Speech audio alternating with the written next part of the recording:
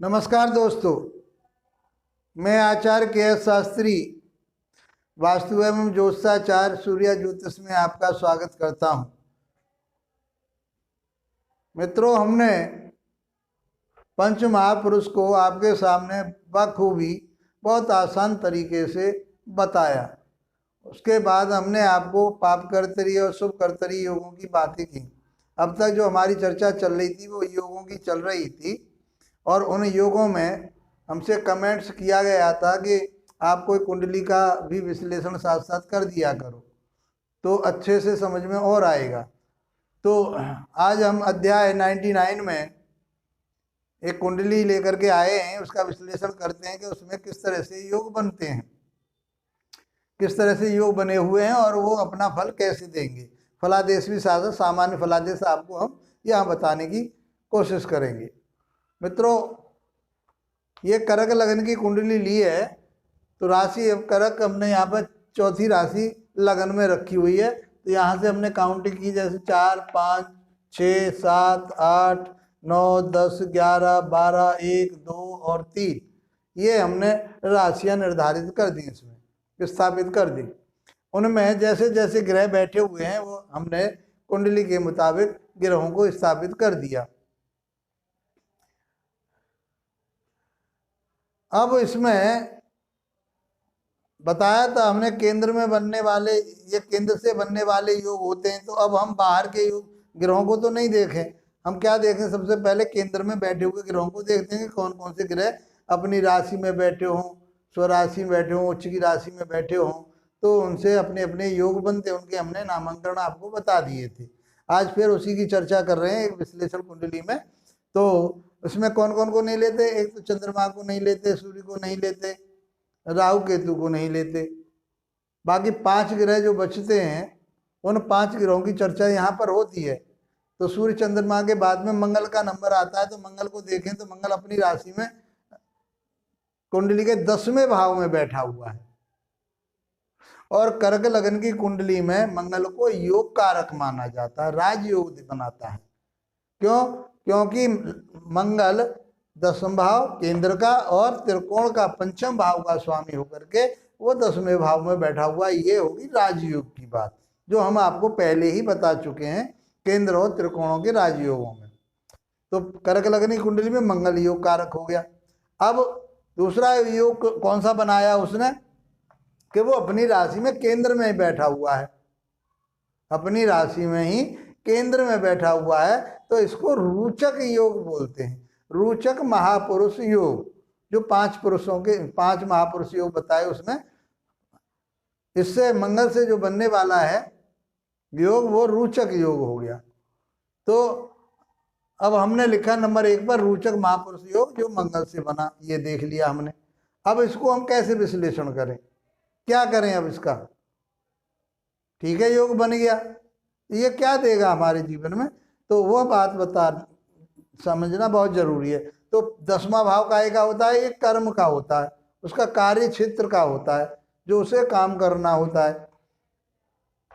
यहाँ 5वां भाव का स्वामी है, 5वां भाव संतान का होता है, विवेक का होता है, ज्ञान का होता है, शिक्षा का होता है, उच्च शिक्षा।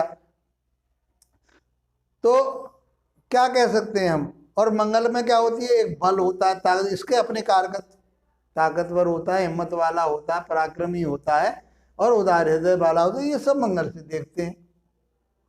तो अब हम क्या कहें कि मंगल 5वें भाव का स्वामी होकर के कर्म क्षेत्र में बैठ गया, तो मंगल ने राजयोग बनाया, उसके साथ रोचक महापुरुष योग भी बनाया उसने।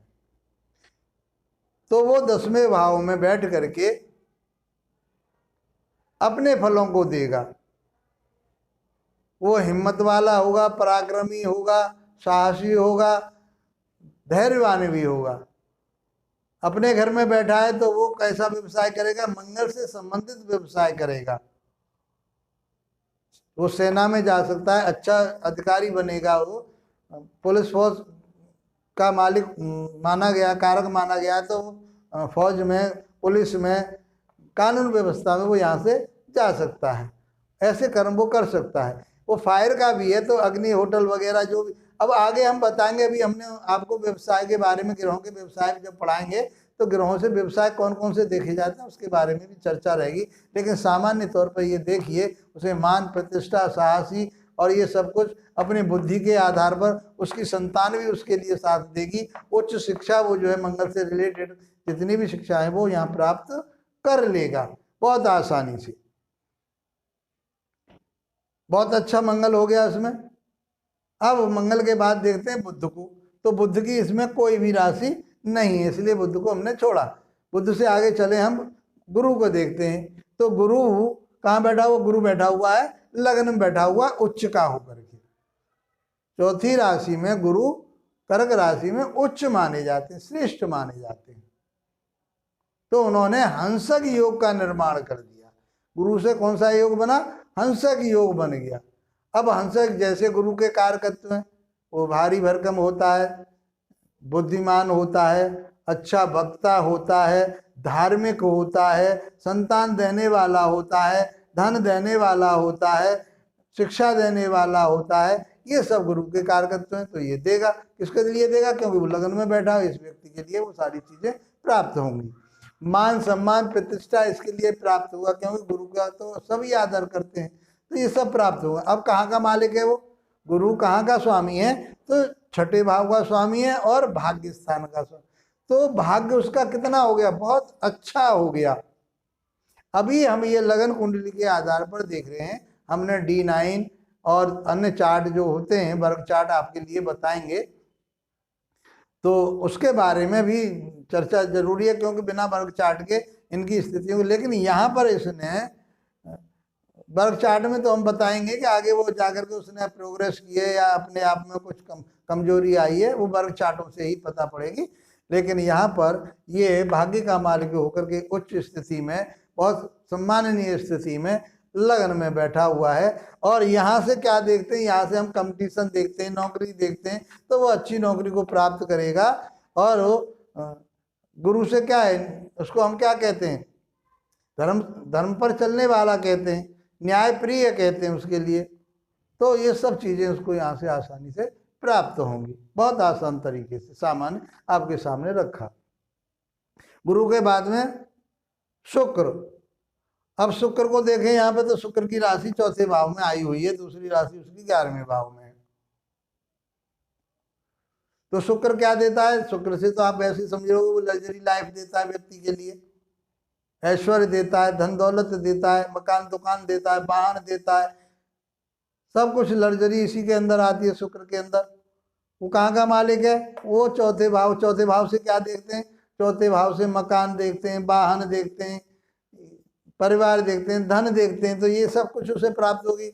यहाँ लाभ का मालिक है, इन सारी चीजों में उसे लाभ होगा। यदि वो शुक्र से संबंधित भी कोई कार्य करता है, तो अब शुक्र से संबंधित जितने भी डेकोरेशन के काम हैं वो इसके अंतर्गत आते हैं।